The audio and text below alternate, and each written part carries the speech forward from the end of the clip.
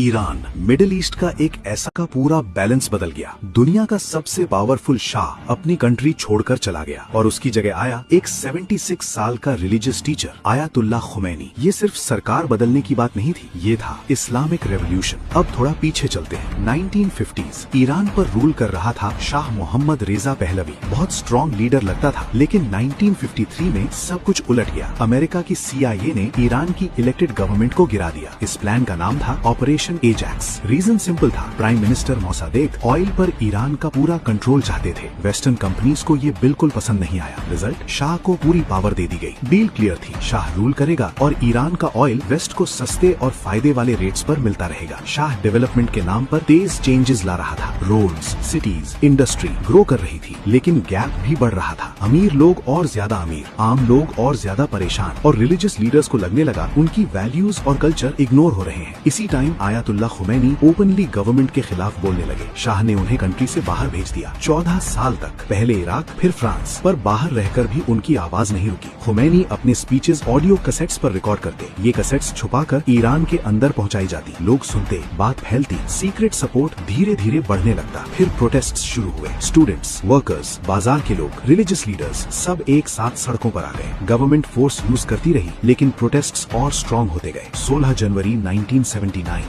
Shah Iran छोड़कर चला गया। 1 फरवरी 1979 14 साल बाद खुमैनी ईरान वापस आए। लगभग 2 मिलियन लोग उनके वेलकम के लिए एयरपोर्ट और सड़कों पर खड़े थे। पूरा तेहरान भर चुका था। कुछ ही टाइम में इस्लामिक रिपब्लिक का अनाउंसमेंट हो गया। किंग का रूल खत्म, इस्लामिक सिस्टम शुरू। ये सिर्फ ईरान का चेंज नहीं था, मॉडर्न हिस्ट्री में पहली बार एक मुस्लिम कंट्री ने अपनी मर्जी से सिस्टम चूज किया। पहली बार रिलीजियस लीडर्स ने सीधा कंट्री चलाना शुरू किया। पूरे रीजन के लिए ये एक वार्निंग जैसा था। सऊदी अरेबिया टेंशन में आ गया, क्योंकि ईरान शिया इस्लामिक स्टेट बन चुका था। इराक भी घबरा गया, वहाँ भी शिया पॉपुलेशन ज्यादा थी। पावर का बैलेंस पूरे मिडिल ईस्ट में हिल गया। 1980 में ईरान और इराक के बीच वॉर शुरू हो गया। 8 साल, बहुत ज्यादा खतरनाक वॉर। लेकिन ईरान ने सिर्फ वॉर पर फोकस नहीं किया, उन्होंने रीजन में अपना असर बढ़ाना शुरू किया। लेबनान में हिजबुल्लाह, पैलेस्टाइन में रेजिस्टेंस ग्रुप्स, यमन में हुती मूवमेंट, सीरिया में असद गवर्नमेंट। इसी से रेजिस्टेंस एक्सिस का आइडिया बना, इजराइल के खिलाफ, वेस्टर्न इंटरफेरेंस के खिलाफ। दूसरी तरफ गल्फ कंट्रीज ने अपने अलायंसेस स्ट्रॉन्ग कर लिए। साइड्स क्लियर हो गई और आज 2025 में मिडिल ईस्ट में जो तुम देख रहे हो, ईरान का इन्फ्लुएंस, गल्फ ग्रुपिंग्स और कई जगह प्रॉक्सी वॉर्स, ये सब 1979 रेवोल्यूशन के इफेक्ट्स